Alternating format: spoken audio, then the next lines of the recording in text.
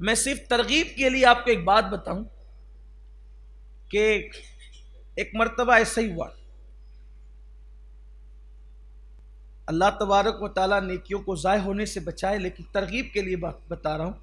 کہ میری عادت ہے اگر میں کسی غریب کی عیادت کے لیے جاتا ہوں تو بہت زیادہ تو نہیں، اپنی حیثیت کے مطابق کچھ نہ کچھ اس کو پیش کرتا ہوں، میری عادت ہے۔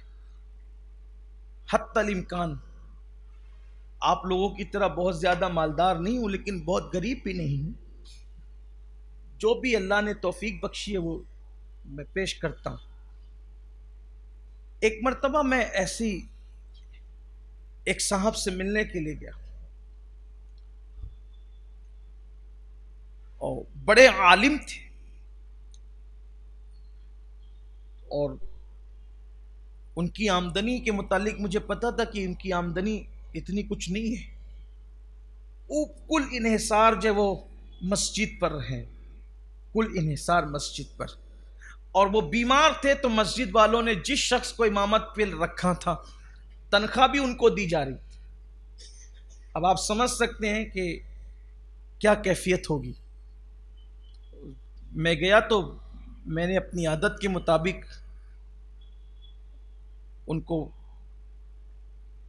ان کے سرہانے ان کے تکیے کے نیچے رکھ دیا، میں نے ان کے ہاتھ میں بھی نہیں دیا، تو اس کے تکیے کے نیچے رکھ دیا، اور بعد میں ان کے گھر کے کسی فرد سے کہہ دیا کہ ان سے کہنا کہ وہ تکیے کے نیچے دیکھ لیں۔ یقین جانے آپ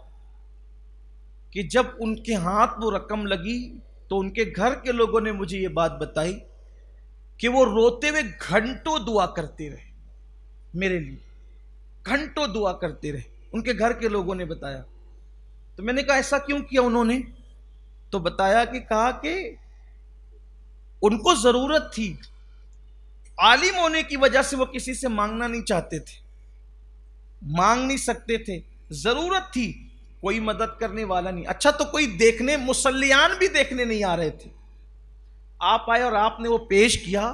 تو ان کو یوں لگا کہ یہ اللہ کی طرف سے مدد آ گئی، اور ان کے دواخانے کا جو خرچ وہ کبھی مانگنے کی پوزیشن میں تھے، اللہ تعالیٰ نے اس سے ان کو بے نیاز کر دیا۔ کہا گھنٹوں دعا کرتے رہے۔ میں کہا میرا کام تو ہو گیا، میرا تو یہی کام ہے، میری تمنا تو یہ تھی، اس لیے کہ مجھے پتا ہے کہ انسان ہزاروں سال کی راتوں کی نوافل عبادت سے اس مقام پر نہیں پہنچتا جو کسی کی دعا سے پہنچ جاتا ہے۔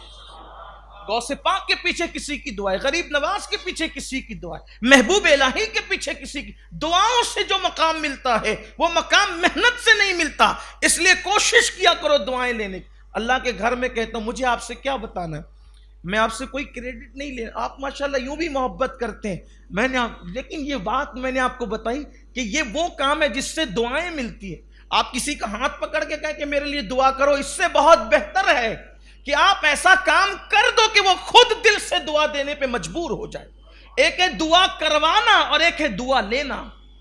دعا کروانا اور دعا لینا، جو دعا کروائی جائے قبول ہوگی یا نہیں ہوگی اس کی کوئی گارنٹی نہیں ہے، لیکن اگر کوئی دعا لے تو وہ قبول ہی ہوتی ہے۔ دونوں میں فرق کیا ہے؟ آپ کسی سے ملے، حضرت دعا کرے، ابا دعا کرو، اماں دعا کرو، بھیا دعا کرو، بھابھی دعا کرو، چچی دعا کرو، پھوپھی دعا کرو، دادی دعا کرو، یہ دعا کروانا، اس کی قبولیت کی کوئی گارنٹی نہیں، اللہ چاہے قبول کرے چاہے رد۔ دعا لینا،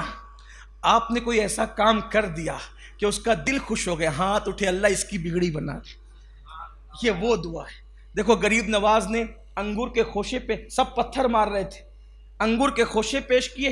بولو اس مجذوب کے دل سے دعا نکلی کہ نہیں نکلی؟ غریب نواز کی دل کی دنیا بدل گئی۔ اسی طریقے سے قطب کے پاس مدرسے کے بچوں کے ساتھ غوث پاک گئے، بچوں نے بے ادبی کی، وہ پورا واقعہ جو آپ پہلے سن چکے ہیں۔ غوث پاک نے ادب کیا تو ادب سے ان کے دل سے دعا نکلی، جا عبد القادر تجھ پر ایک وقت ایسا آئے گا کہ تو بغداد کے جامع مسجد کے منبر پہ بیٹھ کے کہے گا میرا یہ قدم ہر ولی کی گردن پر ہے۔ دل سے دعا نکلی، دل سے۔ یہ دعائیں بہت بڑی چیز، دعا کو ہلکا مت سمجھو، دعا کو اور دعا لو۔ صحابہ کرام تو اس قدر حضور کی دعائیں لیتے تھے، بلکہ حضور علیہ السلام کو نالین پہنانے کے لیے بہت کوشش کر، حضور علیہ السلام کے سامنے جو نالین رکھ دے حضور اس کو بھی دعا کر۔ ایک صحابی نے حضور کو نالین پہنائے، آقا نے فرمایا تو نے مجھے نالین پہنائی، اللہ صراط پل صراط پر تجھے ثابت قدم رکھے۔ حضور نے یہ، اور آقا بہت دعا دیتے تھے، بہت دعا، کسی کو مسکراتے دیکھا کہ اللہ تجھے مسکراتا رکھے، کسی کو نئے کپڑے پہنے دیکھا کہ اللہ پہنتا رہے پھاڑتا رہے، مطلب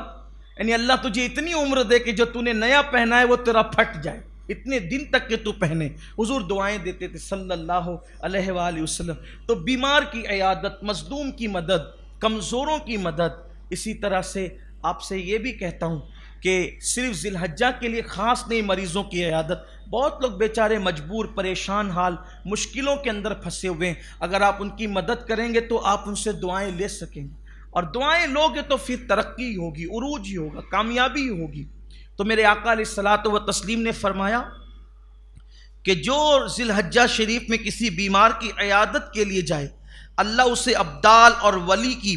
بیمار پرسی جتنا ثواب عطا فرماتا ہے۔ پھر فرمایا اگر ذی الحجہ شریف کے ان 10 دنوں میں کسی کے جنازے میں تمہیں شرکت کا موقع مل جائے تو اللہ شہید کے جنازے میں شرکت کرنے کا ثواب عطا فرماتا ہے۔ یعنی آپ نے کسی شہید کے جنازے میں شرکت کی، اور اگر ان 10 دنوں میں آپ نے اب کسی مسلمان کو لباس دے دیا، کپڑا دے دیا، ڈریس دے دیا، آقا کریم صلی اللہ علیہ وآلہ وسلم فرماتے ہیں اللہ تمہیں جنت کا لباس پہنائے گا اس کو۔ یہ 10 دنوں کے اندر اتنی برکتیں، اللہ تعالیٰ جنت کا لباس پہنائے گا۔ ہو سکے کسی ایک غریب بھائی کو، مسکین بھائی کو ایک ڈریس بنا دوں، 500-700 روپے میں تو بن ہی جاتا ہے ایک ڈریس،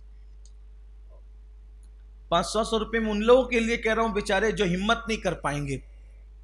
باقی آپ سے کہتا ہوں کسی کو دو، اپنی عادت بناؤ، جب بھی کسی کو کوئی چیز دو تو ہمیشہ اچھی چیز دیا کرو۔ یہ ایسا نہیں کہ جو اپنے کو نہیں پسند آئے وہ اٹھا کر دے دو۔ ہمیشہ سے ہمارا مزاج یہی رہا ہے، جو اپنے کو نہیں پسند آیا وہ اٹھا کے دے دو، جو استعمال کے قابل نہیں رہا وہ اٹھا کے دے دیا، نہیں، جو ہمیں پسند ہے وہی دو، جو آپ کو پسند ہے وہ دو، جو آپ کی ضرورت ہے وہ دو۔ کچھ لوگوں کا حال یہ ہوتا ہے جب تک کہ کھانا سڑ نہیں جاتا تب تک فقیروں کی جھولی میں نہیں جاتا۔ یہ کیا قبول ہوگا؟ سڑا ہوا کھانا، بدبودار کھانا کسی فقیر کی جھولی میں ڈالنے کا مطلب یہ ہوا کہ آپ نے اپنے گھر کو صاف کرنے کا منصوبہ کیا، گھر صاف کر لیا، آپ نے صفائی کر لی گھر کی، اس پہ کیا اجر اور صلہ ملنا ہے؟ کھانا تو وہ تھا فقیر کے لیے جو تازہ تھا، بلکہ آپ اپنے لیے کچھ ٹھنڈی رکھ لیتے اس کو گرم دیتے، کیونکہ آپ اللہ کے لیے دے رہے ہو، اور جو چیز اللہ کے لیے ہو پھر اس کی شان ویسی ہونی چاہیے۔ اور ایک بات یہ بھی یاد رکھنا، جو چیز اللہ کی راہ میں دی جاتی ہے اور وہ پسند کی دی جاتی وہی قبول ہوتی ہے، جو ناپسند ایری غیری دی جاتی ہے وہ بہت غیرت والا ہے، پھر وہ پسند بھی نہیں کرتا۔ دنیا میں جو پہلی قربانی تھی، پہلی قربانی حابیل اور قابیل کی قربانی، حضرت حابیل اور قابیل کی قربانی۔ حابیل جو تھے اور قابیل دونوں کے درمیان اختلاف ہوا، حابیل حق پر تھے، قابیل حق پر نہیں تھا، تو اس وقت حضرت آدم علیہ السلام نے فرمایا کہ تم دونوں قربانی پیش کرو، تم دونوں قربانی پیش کرو، تو تمہاری قربانی جس میں سے اللہ جس کی قربانی قبول کر لے تو وہی حق پر ہوگا۔ اب چونکہ جو حق پہ تھا وہی نیک تھا، جو حق پہ تھا وہی پرہیزگار تھا، جو حق پہ تھا، تو جب حابیل کو پتا چلا کہ ابا کہہ رہے ہیں قربانی کرو، تو جناب حابیل نے ایک بہترین خوبصورت دمبا، بڑا حسین و جمیل دمبا، وہ دمبا جو ہے وہ قربانی میں رکھا، اور قابیل نے اپنی کھیت میں سے سڑی ہوئی بالیاں، وہ جو بالیاں ہوتی ہیں جس میں اناج لگا، سڑی ہوئی بالیاں وہ رکھ دی۔ اب یہ پہلی قربانی تھی دنیا کی پہلی قربانی، حابیل اور قابیل۔ حابیل نے دمبا رکھا خوبصورت حسین و جمیل، اور قابیل نے وہ سڑی گلی وہ بالیاں رکھ دی۔ اور قبولیت کی نشانی اس دور میں یہ تھی کہ جس کی قربانی قبول ہوگی آگ آئے گی اور اس کو اٹھا کے لے جائے گی، بغیر دھوئیں کی آگ آتی تھی، بغیر دھوئیں کی آگ، اور اس کو اٹھا کے لے جاتی تھی۔ اور جو پڑی رہ جاتی تھی وہ قربانی مردود ہو گئی، رد ہو گئی، قبول نہیں ہے۔ تو جناب حابیل نے خوش دلی کے ساتھ دمبا رکھا اور قابیل نے ایسے اٹھا کر کے سڑی پڑی بالیاں رکھ دی، وہ بالیاں وہ رد ہو گئی، ویسے بھی وہ باطل پہ تھا، وہ رد ہو گئی اور دمبا حابیل قبول ہو گیا۔ اب وہ ہوا تو ہمارے صوفیہ فرماتے ہیں اس دمبے کو جنت میں رکھا گیا، اس دمبے کو جنت میں، دیکھو قبولیت کی شان کیا ہے۔ اس دمبے کو کہاں رکھا گیا؟ جنت میں رکھا گیا۔ اور پھر آدم علیہ السلام کے وہ دونوں سگے بیٹے تھے، تو دور آدم سے لے کر دور ابراہیم علیہ السلام تک وہ دمبا جنت میں رہا۔ اب اسماعیل علیہ السلام کے جب فدیہ دینے کی بات آئی تو جنت سے وہی لا کر کے ان کے بدلے میں پیش کیا گیا۔ یہ خلوص کی برکت ہے، جو اللہ کی راہ میں دی جاتی ہے اس کی برکت ہے۔ حالانکہ کسی نے دمبا بھی کہا، کسی نے بکری بھی کہا، جو بھی ہے، لیکن یہ بات کہی گئی۔ تو اللہ کی راہ میں دو تو ہمیشہ اچھا دو۔ دیکھو یہ ہوتا ہے اچھا دینے کا صلہ، اللہ کے لیے دے رہے ہو، اٹھا کر کے ایسے کچھ بھی مت دے دیا۔ جس کے لیے دے رہے ذرا اس کی ذات تو دیکھو، وہ کتنی اچھی اچھی نعمتیں ہمیں دیتا ہے۔ تو بات بہت دور نکل گئی، میں بات اب اس کو اختصار کے ساتھ پوری کر دوں کہ میرے آقا علیہ السلام نے فرمایا کہ کسی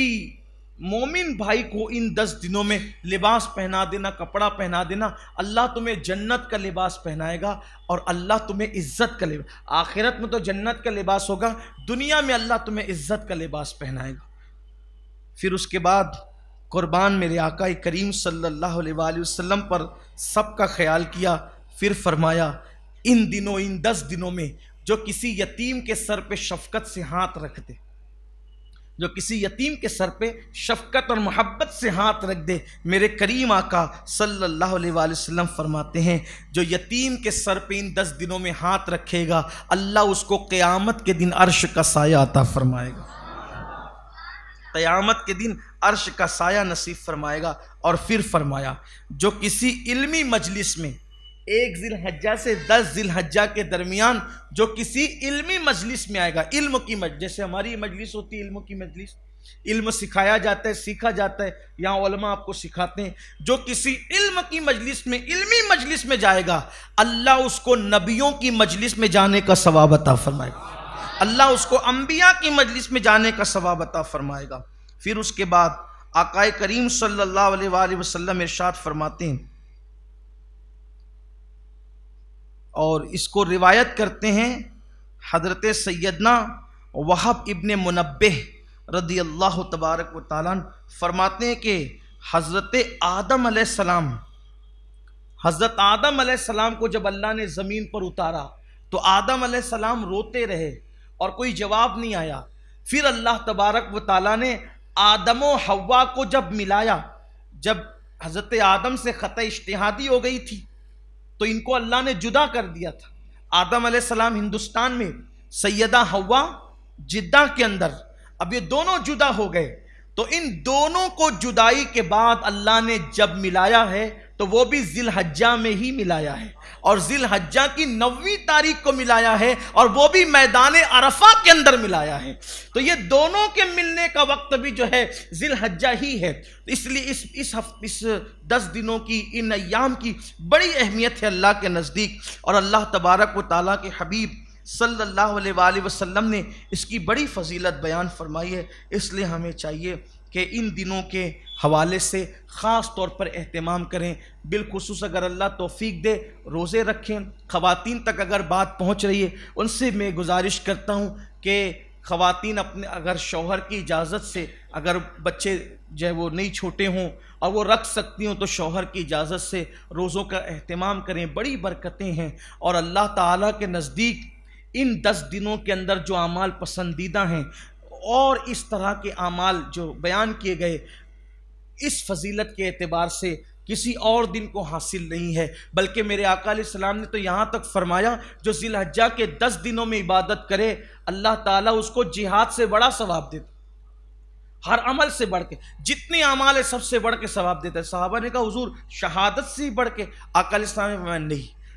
شہادت کا جس کو مرتبہ مل جائے پھر یہ صلہ بہت بڑا ہے، البتہ شہادت کے علاوہ جتنی فضیلتیں، جتنی برکتیں اعمال کی، اللہ تعالیٰ اس سب سے بڑھ کر کے شہادت سے کم اور اس کے علاوہ جتنی فضیلتیں ہو سکتی ہے ان ایام فضیلت کا وہ اجر اور وہ صلہ عطا فرماتا ہے۔ اس لیے ہمیں چاہیے تلاوت کا اہتمام کریں، درود شریف کا اہتمام کریں، ہو سکے تو کسی غریب کو لباس پہنائیں، مسکین کو صدقہ دیں، بیماروں کی مزاج پرسی کریں، اسی طرح سے جو ہے وہ کسی بیمار کی مدد کریں، امداد کریں، اسی طرح سے جو ہے وہ اللہ تبارک و تعالیٰ نے اگر توفیق عطا کی ہو، اگر اللہ نے توفیق دی ہو تو قربانی کریں۔ اگر آپ صاحب نصاب ہے، مالک نصاب ہے تو قربانی کریں، قربانی کی بھی برکتیں ہیں، کیونکہ میرے آقا علیہ الصلوۃ والتسلیم نے فرمایا انشاءاللہ تعالیٰ ابھی ہمارے پاس اور دن ہمیں ملیں گے آگے تو ہم اس میں مزید جو ہے وہ آپ سے گفتگو کریں گے اس سلسلے کے اندر، لیکن یہ کہ قربانی کے متعلق آقا علیہ السلام نے فرمایا کہ جس میں استطاعت ہو، یعنی جس پہ قربانی واجب ہو اور وہ قربانی نہ کرے، ایسا شخص ہماری عیدگاہ کے قریب بھی نہ آئے۔ اللہ کے حبیب علیہ السلام نے عیدگاہ کے قریب آنے سے منع فرمایا۔ اس لیے میری گزارش ہے آپ سے کہ اللہ نے توفیق دے تو قربانی کریں۔ اور اب تو بہت آسانیاں ہو گئی ہے، بہت آسانی ہو گئی ہے کہ اگر آپ قربانی کرنا چاہتے ہیں، جیسے کہ آپ مالک نصاب ہے، آج جو نصاب کی قیمت ہے آج کے حساب سے، آج کون سی تاریخ ہے؟ 9 تاریخ ہے غالباً، جی 9 جولائی ہے آج، 9 جولائی 2021۔ تو کتنا ہوتا ہے حافظ صاحب نصاب اپنا اس وقت؟ 35 سے 36 ہزار روپیہ نصاب ہوتا ہے، 52.5 تولہ چاندی۔ تو جس کے پاس اتنی رقم ہے، جس کے پاس اتنی رقم ہے، اتنی رقم کا حاجت اصلیہ کے علاوہ اتنی رقم کا وہ مالک ہے، تو اس پر قربانی واجب ہے۔ اب اس پر قربانی واجب ہے تو اس کو کرنا چاہیے۔ اب بہت سارے لوگ قربانی کرتے نہیں ہیں اور یہ وہ پتہ نہیں کیا کیا معاملات کرتے ہیں، تو قربانی اس پہ واجب۔ اچھا، زکوٰۃ کے لیے یہ ہے کہ نصاب پر سال گزرنا چاہیے، زکوٰۃ کے لیے کہ نصاب پر سال گزرنا چاہیے۔ قربانی کے لیے ایسا نہیں ہے کہ اگر جو ہے وہ عید الاضحیٰ سے 1 گھنٹہ پہلے بھی اگر آپ کے پاس اتنی رقم آ گئی حاجت اصلیہ کے علاوہ تو آپ پہ قربانی واجب ہوگی، اس پہ سال گزرنے کی شرط نہیں۔ قربانی زکوٰۃ کے لیے سال گزرنا چاہیے، قربانی کے لیے نہیں، تو قربانی کرنا چاہیے۔ ساتھ ہی ساتھ ذی الحجہ شریف کا چاند جب نظر آ جائے تو چاند نظر آنے سے لے کر کے اگر آپ قربانی کرتے ہو تو قربانی کرنے تک کوشش کریں ناخن نہ تراشیں، بال نہ کاٹیں، ان سب کا احتیاط کریں۔ تو یہ مشابہت ہوتی ہے حاجیوں کے ساتھ، یہ کوئی واجب اور فرض نہیں ہے، یہ امام اہل سنت نے فتاوی رضویہ شریف میں لکھا مشابہت ہے حاجیوں کے عمل کے ساتھ، ٹھیک ہے۔ اسی طرح اگر کوئی قربانی نہیں کرتا تو اس کو چاہیے کہ وہ کم سے کم عید کی نماز تک کے لیے رکھیں ناخن اور بال وغیرہ رکھیں، یعنی اس کو ان 10 دنوں میں نہ کٹائیں۔ امید کی جاتی ہے کہ اگر وہ عید کی نماز کے بعد ناخن وغیرہ کاٹے اور بال وغیرہ کٹائے تو اللہ تعالیٰ اس کو بھی قربانی کا اجر و ثواب عطا فرمائے۔ ویسے جو لوگ مسکین ہیں، غریب ہیں، فقیر ہیں، قربانی نہیں کر سکتے، صاحب نصاب نہیں، مالک نصاب نہیں ہیں، تو ان کو مایوس نہیں ہونا چاہیے۔ میں تو سوچتا ہوں کہ کریم آقا کا کرم ہے، میرے آقا نے جتنی محبت کی ہے کون کس سے کیا محبت کر سکتا ہے۔ حضور علیہ السلام ہر سال جب وہ اپنی طرف سے بھی قربانی کرتے تھے اور جب دوسرا جانور ذبح کرتے تھے تو میرے آقا فرماتے تھے کہ اللہ یہ میرے ان امتیوں کی طرف سے قربانی قبول کر لے جو میرے بعد آئیں گے لیکن وہ غریبی کی وجہ سے قربانی نہ کر سکیں گے، ان کے لیے میں قربانی کر رہا ہوں۔ دیکھیں کیا بات ہے، لوگ اپنے ہاتھ، مالدار اپنی قربانی اپنے ہاتھ سے کر رہے ہیں، غریبوں کی قربانی مصطفیٰ جان رحمت نے اپنے ہاتھوں سے کی ہے۔ ہم غریبوں کے آقا پہ بے حد درود، ہم فقیروں کی ثروت پہ لاکھوں سلام۔ بعض مرتبہ حضور نے غریبوں کو اور مسکینوں کو ایسا نوازا ہے کہ بڑے بڑے مالداروں کا دل اس وقت چاہنے لگتا ہے کہ کاش کہ میں بھی غریب ہوتا۔ کبھی کبھی ایسی طبیعت آدمی کی ہو جاتی ہے، بہرحال یہ ان کا کرم ہے، لیکن مالداروں کو مایوس نہیں ہونا چاہیے، ان کو بھی شکر ادا کرنا چاہیے، یہ بھی کرم کی بات ہے۔ غریب ہو تو حضور تمہاری طرف سے کر رہے ہیں، امیر ہو تو تم اپنے نبی کی طرف سے کر رہے ہو، یہ بھی بڑی بات، یہ بھی بڑا تحفہ ہے۔